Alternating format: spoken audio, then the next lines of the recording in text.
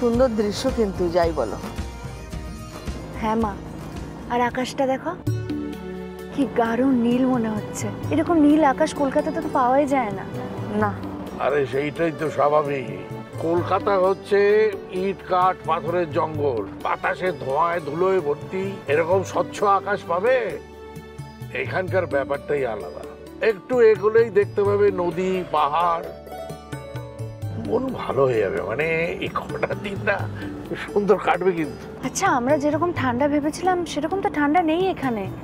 স্টেশনের ওই লোকটাও তো বললো শুধু শুধু এতগুলো শীতের জামা কাপড় ক্যারি করলাম আমরা, সব কাজে লাগবে কিনা কে জানে। ঠান্ডা নেই বলে গরম জামা কাপড় না পরে কেউ কিন্তু ঘুরে বেরিও না, তারপরে দেখবে রাত্রিবেলা হাড় কাঁপিয়ে দেবে।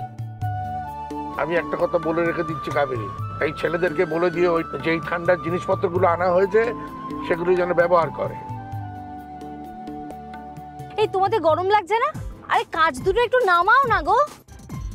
অর্জুন, বারবার তোমাকে বললাম যে একটা ঠান্ডার জায়গায় চলো, তা না ডুয়ার্স। কি আছে ডুয়ার্সে সেটাই তো আমি বুঝতে পারছি না। এখানে তো ওই মূর্তি নদী আর চারিদিকে শুধু চা বাগান, আর তো কিচ্ছু নেই। বর্দি ভাই, সেই নদীতে কিন্তু শীতকালে আবার জলও থাকে না। কোথায় ভেবেছিলাম আমরা নৌকা চড়বো, ভালো ভালো বেশ ড্রেস পরে ঘুরবো, তা না, কিচ্ছু হবে না। কি সুন্দর সুন্দর ড্রেস পরবি? কি করে পরবি? ওই চা বাগানের ওই যে মেয়েদের পিঠে একটা ঝোড়া থাকে না, ঝোড়া নিয়ে ছবি তোলে, ওই করতে হবে। এছাড়া তো এখানে খুব বেশি কিছু করার নেই। কি বলবো আর। যাকে অর্জুন, তুমি একটু ভালো করে দেখে নিয়েছো তো রুমে এসি টেসি আছে তো? দেখো এসি যদি না থাকে না তাহলে কিন্তু আমি খুব মুশকিলে পড়ে যাব, খুব গরম লাগবে আমার। কতগুলো তো ঠান্ডার পোশাক ক্যারি করলাম বলতো, সেই উলেন জামা, উলেন প্যান্ট, টুপি, কি হবে এগুলো? এই মেরেছে, তুমি উলেন জামা এনেছিলে কিন্তু প্যান্টটা কেন আনতে গেলে? সে আর তুমি কি করে বুঝবে? তুমি তো এসব বুঝতে পারো না। কলকাতাতে তো সারাক্ষণ শাড়ি পরেই ঘুরে বেড়াই। এই ঘুরতে এসে যদি একটুখানি ভালো পোশাক আশাক না পরে যদি একটু সেলফি না তুলি তাহলে কি করে হবে? তাহলে কেনই বা ঘুরতে এলাম? কি শালি সাহেবা, তুমি নীরব কেন? কিছু বলো, ওদের কেমন লাগছে, জায়গাটা কেমন? তুমি তো বোম্বেতে মানুষ হয়েছো, ওখানেই ছিলে। আরে এখন বলো এই জায়গাটা কেমন লাগছে? না আসলে হয়তো আছে ওখানে এরকম কোনো জায়গা, আমার দেখা হয়নি, তবে এই জায়গাটা আমার বেশ ভালো লাগছে। এত সুন্দর সুন্দর জায়গা আছে না, না ঘুরলে পরে বুঝতে পারবে না। এই তো অর্জুন বলছিল যে রিসোর্টটা আমরা থাকবো তার চারপাশে নাকি চা বাগান পাওয়া যায়। শুনলাম তো যে একটু দূরেই মূর্তি নদী, ওখানে হাতিরা জল খেতে আসে ভোরবেলা আর সন্ধ্যাবেলা। বলছিলাম যে আমরা যেখানে থাকবো সেখানে যেতে যদি আমাদের সময় লাগে তাহলে সামনে কোথাও একটা দাঁড়িয়ে চা জল খাবার খেয়ে নিলে হতো না? বেলা তো কম হয়নি, খেয়ে নিলেই হয়। এই রিবো, হ্যাঁ তোকে ফোন করে বল সামনে কোনো ধাবা দেখলেই যেন দাঁড় করায়, ব্রেকফাস্টটা ওখানে আমরা সেরে নেবো।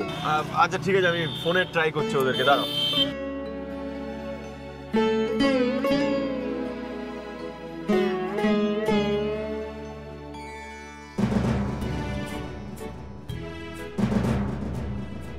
আখিটা এত চুপচাপ হয়ে গেল কেন হঠাৎ? বাড়ি থেকে বেরোনোর সময় তো ঠিকঠাকই ছিল, বেশ ফুরফুরে মেজাজ ছিল। হঠাৎ কি হলো ওর? এই সুন্দর পরিবেশেও ওর মনে আনন্দ হচ্ছে না, যেন জোর করে হাসছে ও, যেন মনের মধ্যে একটা বিষণ্ণতা ছেয়ে আছে। কি হয়েছে ওর? মনে হয় টাওয়ারে সমস্যা হচ্ছে। দেখো কিছু জিনিস তো মানতেই হবে, এখানে আমরা সবাই মিলে বেড়াতে এসেছি, বাবা মা সবাই আছে, তুমি বাড়ির বড় বউ, সারাক্ষণ ওদের সামনে ওই উলেন প্যান্ট পরে ঘুরে বেড়াবে? একটু চুপ করো তো তুমি। বাড়ির বড় বউ, বাড়ির বড় বউ হিসেবে বাড়ির সবাই আমাকে কি সম্মানটা দিয়েছে শুনি একটু। সারাক্ষণ শুধু সবাই জয়ী জয়ী আর জয়ী, জয়ী এটা জয়ী সেটা জয়ী ওটা, এই তো করে যাচ্ছে। আর আমরা সবাই তো বানে জলে ভেসে এসেছি, তাই না? বর্দা ভাই, তাহলে একটা কথা বলি, এই যে জয়ী নানা রকম ছদ্মবেশের মাঝে মধ্যেই নানা রকম পোশাক পরে, কই গো তখন তো তোমরা কেউ আপত্তি করো না? আবার বাড়ির বউ হয়ে হাফ প্যান্ট পরে ফুটবল খেলে, তখন তো কিছু বলো না তোমরা? সর্বক্ষণ শুধু তোমরা জয়ের প্রশংসা করে যাও, তাই তো? একদম ঠিক কথা বলেছিস তুই সেজো। এই ন্যায়, নীতি, শালীনতা, লজ্জা এই সব কিছু শুধু আমাদের জন্য, তাই না? দোহাই বড় বৌদি, এখানে আর এসব শুরু করো না প্লিজ। একটা সুন্দর জায়গায় বেড়াতে এসেছি, বেড়ানোটা এনজয় করো না। একদমই তাই, আমিও তো তাই বলছি। কটা দিনের জন্য সাংসারিক কুটকচারিগুলো ভুলে যাও না, বাদ দাও না। যেখানে এসছি সেখানটা এনজয় করো।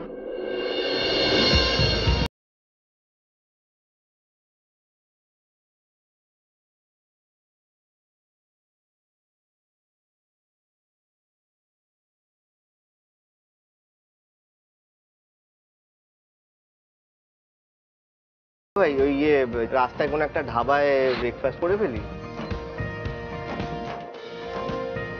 এই তো রিং হচ্ছে। হ্যাঁ হ্যাঁ হ্যাঁ,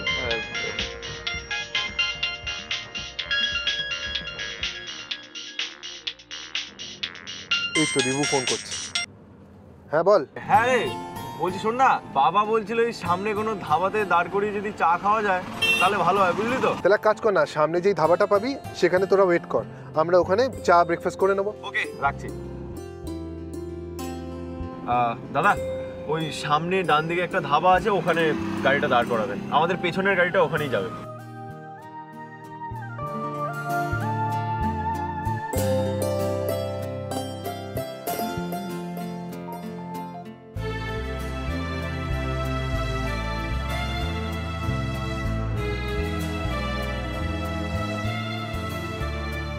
পাথর আছে। বাবা একটু ধরো না আমাকে। এসো এসো। এই তো আস্তে আস্তে। দারুণ দারুণ। ও বাবা গো, কোমরটা তো ভেঙে গেল। অর্জুন, উফ, এই ড্রাইভারটা কি রাশ ড্রাইভ করছিল, কি জার্কিং হয়েছে, কোমরটা তো ব্যথা হয়ে গেল আমার। আমাদের কারোর তো কিছু হয়নি।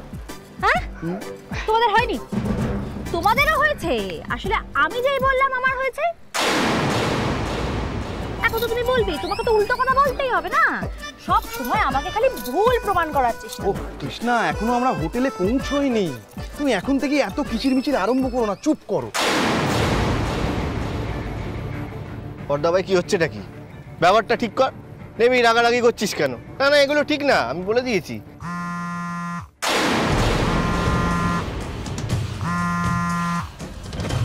আরে দেখ, যেরকম রান্নায় নুন না হলে স্বাদ লাগে না, কিরকম খেতে খারাপ লাগে না, তেমনি এই বেড়াতে এসে যদি এরকম দু চারটে ক্যারেক্টার না থাকে তাহলে বেড়ানোটা কিরকম আলুনি হয়ে যায়। মানে সবাই যদি বলে আহা কি ভালো, কি দুর্দান্ত, তাহলে তো ব্যাপারটা ভালো লাগে না, না তাই? হ্যাঁ? আরে বাবা, তুই নুন কেন বলছিস? বিট নুন বল। যে কোনো রান্নাতে নুন দেওয়ার বদলে বিট নুন দিলে জিনিসটা বেশি টেস্টি হয়, তাই না? বিট নুন, হ্যাঁ বিট নুন বেটার। কি? এই অর্জুন, ওরা কি বললো? ওরা আমাকে কি বলে গেল? হ্যাঁ, প্রশংসা করলো নাকি নিন্দা করলো আমার? ওরে বাবা, তোমার কোনো নিন্দা করেনি, শোনো, প্রশংসাই করেছে, একেবারে ভরপুর প্রশংসা করেছে। আচ্ছা, এইসব কথা পরে হবে, আগে আমরা ব্রেকফাস্টটা করে নিই। আগে চা খাবে তো? আমি বাবাকে জিজ্ঞেস করে আসছি। এই বাবা, ড্যাড, বাবা বাবা, মা ব্রেকফাস্ট অর্ডার দিচ্ছি, তোমরা আগে চা খাবে তো? হ্যাঁ, চা খাবো। থাকবো না আমি তোমাদের সাথে, চলে যাব।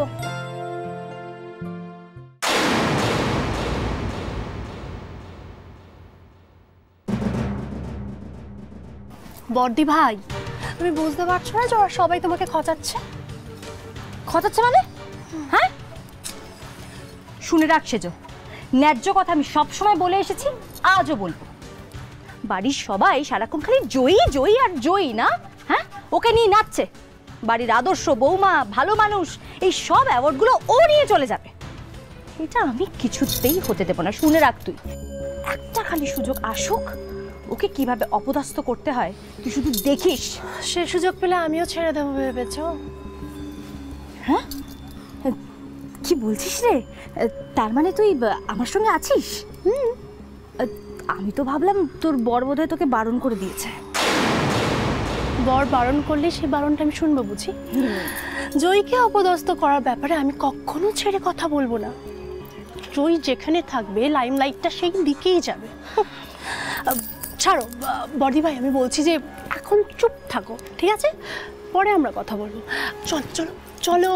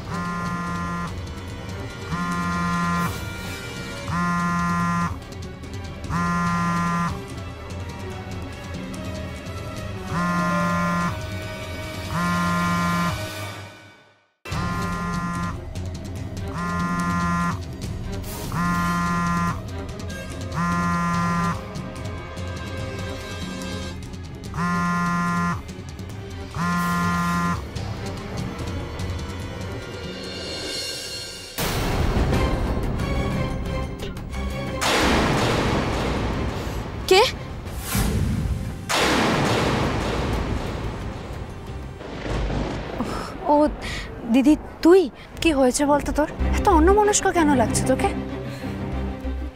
মনে হচ্ছে তুই খুব ডিস্টার্বড, ঘুরতে এসে তোর ভালো লাগছে না কেন রে? যখন বাড়ি থেকে বেরোচ্ছিলাম আমরা সবাই তখন তো বেশ হইচই করছিলি, খুব আনন্দ করছিলি, বললি যে সবাই মিলে কতদিন পর একসঙ্গে বেরোবো আমরা। এখন তোর কি হলো হঠাৎ? কিছু হয়নি দিদি।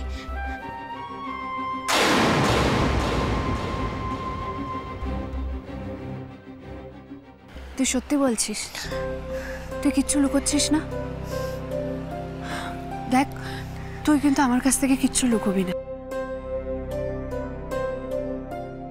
আখি, তোকে আমি এতগুলো বছর পর খুঁজে পেয়েছি, এতগুলো বছর পর আমার সম্পর্কগুলো পূর্ণতা পেয়েছে। আমি তো ছোটবেলা থেকে মাকে পাইনি, তাই যখন তুই ফিরে এসেছিস, বাবা ফিরে এসেছে, তোদের দুজনকে আঁকড়ে ধরে বাঁচতে চাই। পৃথিবীতে যত খারাপ, অপরাধ, অশুভ শক্তি আছে, এই সমস্ত কিছু থেকে তোদেরকে বাঁচাতে চাই। আমি বেঁচে থাকতে এইসব তোদেরকে ছুতেও পারবে না। আমি তার সামনে ঢাল হয়ে দাঁড়াবো। আমি সেটা জানি রে দিদি, তুই আর বাবা ছাড়া আমার আর কে আছে বলতো? আর আমি এটাও জানি তুই কখনো আমাকে তোর থেকে দূরে সরাবি না। কিন্তু বিশ্বাস কর, ভয় লাগে, খুব ভয় লাগে। আখি, ওই বিশ্বেশ্বর ব্যানার্জির মেয়ে হয়ে কম খারাপ কাজ তো করিনি আমি। আর অহংকারও তো আমার কম ছিল না। মুম্বাইতে রেকলেস লাইফ লিড করেছি, এই পার্টি ওই পার্টি, এই ডিস্ক ওই ডিস্ক। তাই এখন না খুব ভয় করে। এখন যখন ভালো মানুষ হয়ে গেছি, এই সব থেকে নিজেকে দূরে সরিয়ে নিয়েছি না, তখন খুব ভয় করে আমার অতীত যদি আমাকে আবার পেছনে টানে। আখি, তুই এসব কি বলছিস? হ্যাঁ রে দিদি, অতীতের কোনো ভুল, অতীতের কোনো ঘটনা যদি পেছন থেকে জড়িয়ে ধরে। আখি, সেসব তো তোর অতীত, তুই আর সেই জীবনে কখনো ফিরবি না। আমি তো আছি, আমি তোর পাশে আছি, কিচ্ছু হবে না, তুই একদম চিন্তা করিস না। চায় হাজির ম্যাডাম, গরম গরম তাজা, টেক ইট। না সাবধানে। আচ্ছা আমাকে একটা কথা বলো তো, তোমরা এখন থেকে কি আমাকে নিজেদের ওয়েটার ভাবা শুরু করে দিলে? না, তাতে অবশ্য আমার কোনো প্রবলেম নেই, কারণ আসার সময় তোমাদের বাবাকে আমি বলে এসেছি যে তোমাদের দুজনের দায়িত্ব আমি নেব, তাই দায়িত্ব তো আমাকে নিতেই হবে। হ্যাঁ, তা তো নিতেই হবে। হ্যাঁ ঠিক বলেছো, দায়িত্ব নিতে আমি বাধ্য, কারণ আমি আমার বউয়ের দায়িত্ব নিয়েছি, তাই আমার শালি সাহেবার দায়িত্বটাও আমিই নেব, বিকজ শালি ইজ আধা ঘরওয়ালি, রাইট? এই যে আমি যে চাটা দিলাম, আমার দায়িত্ব নেওয়ার কিন্তু প্রথম ধাপ শুরু হয়ে গেল। এবার ঠান্ডা হয়ে যাচ্ছে, তাড়াতাড়ি খেয়ে নাও তোমরা। বাবা রিবুদা, তুমি যে কি বলো না। আচ্ছা শোনো না জয়, বলছি বাবা আমাকে আর তোমাকে ডাকছে। দেখো না দাদারা বাচ্চাদের মতো লড়াই করছে, কে আলুর তরকারি খাবে, কে ঘুগনি খাবে, এইসব নিয়ে ঝামেলা করছে। ওদের এসব মানায় বলো? আমি সামলাতে পারছি না, তুমি তাড়াতাড়ি চলো। হ্যাঁ আমি যাচ্ছি। হ্যাঁ আর একটা কথা, এখানে আমরা ব্রেকফাস্ট কমপ্লিট করে হোটেলে যাব, দেন ওখানে একটু জিরি নিয়ে বেরিয়ে যাবো, গিয়ে আবার লাঞ্চ করবো, ঠিক আছে? এখন চলো, তাড়াতাড়ি চলো। হ্যাঁ আখি, তুই আয়, আমি ওদিকটা গিয়ে দেখি এখন। এই তাড়াতাড়ি চলো।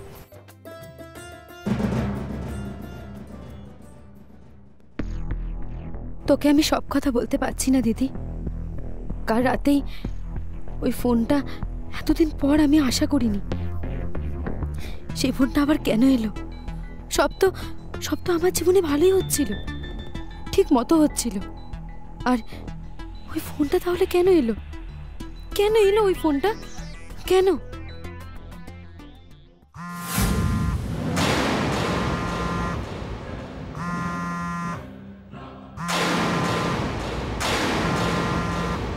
এই রনি আমাকে কেন বারবার ফোন করছে?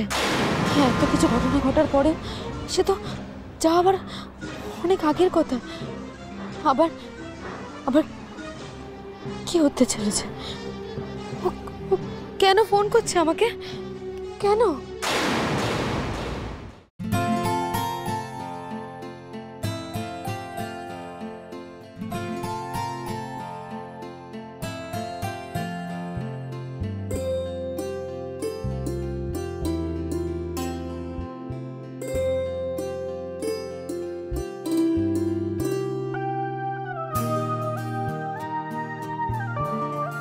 দিব্যি নিজে চাটা নিয়ে তুমি এদিকে চলে এসেছো, আর আমি চারদিক তোমাকে খুঁজে মরছি।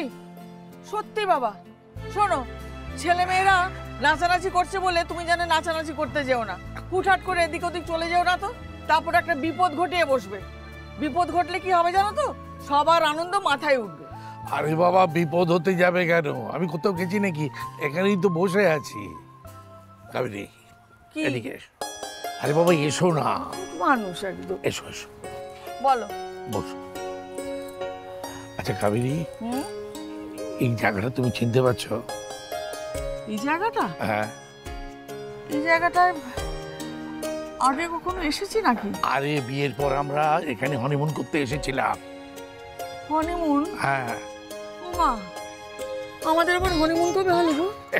দেখো, হনিমুন করতে এলাম একটা চা বাগানে। হ্যাঁ, চা বাগানে? হ্যাঁ। ও হ্যাঁ, চা বাগানে চা খেতে এসেছিলাম, ঠিক আছে, কিন্তু সেই জায়গাটার সঙ্গে এই জায়গাটা সেখান থেকে এখানে এসেছিলাম। এখানে এসে চা খেলাম, তারপরে তুমি একটা কাণ্ড ঘটিয়ে বসলে। ব্যাস। আমি? হ্যাঁ, কাণ্ড ঘটালাম আমি? কাণ্ড ঘটালে না? ও মনে পড়েছে, আমি তো জলে পড়ে গেছিলাম। ওই সেই জায়গাটা, ওইটা না? তুমি তো এমন তুমি জেদ ধরলে যে জলে তুমি নামবেই, জলে তুমি নামবেই, আমার বারণ শুনলে না, পা পিছলে একবারে গভীর জলে পড়তে গিয়ে আমি তোমাকে তুলে আনলাম, তারপরে ভিজে টিজে আমরা একাকার হয়ে গেলাম। হ্যাঁ সত্যি। আচ্ছা, সেই জায়গাটা কি ঠিক এই জায়গাটাই তোমার মনে পড়ছে? এই জায়গাটাই। ও কাবেরী, হ্যাঁ বলো দেখি, কতদিন পরে আমরা সবাই মিলে বেড়াতে এলাম? অনেক দিন পরে। হ্যাঁ, আর সেটা সম্ভব হয়েছে কার জন্য জানো তো? সেটা সম্ভব হয়েছে আমাদের জয়ীমার জন্য। জয়ীমা আমাদের সবাইকে এক করে রেখেছে। ছোট বৌমা যতদিন থাকবে আমাদের এই সংসারটা ভেঙে দুটুকরো হবে না। একদম ঠিক কথা বলেছ। হ্যাঁ, তা তো অবশ্যই, কারণ আমি যতদিন বেঁচে আছি আমার পরিবারের কাউকে আমি আলাদা হতে দেব না।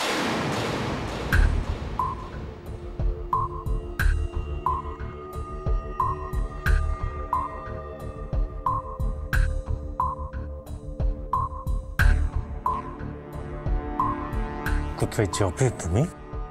আমার নজর থেকে দূরে কোথায় পালাবে তুমি? তোমাকে যে আমার কাছে আসতেই হবে।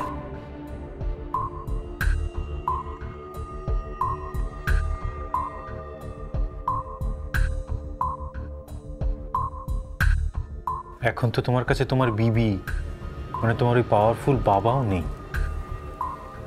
এখন তুমি একা, তুমি একা লিজা।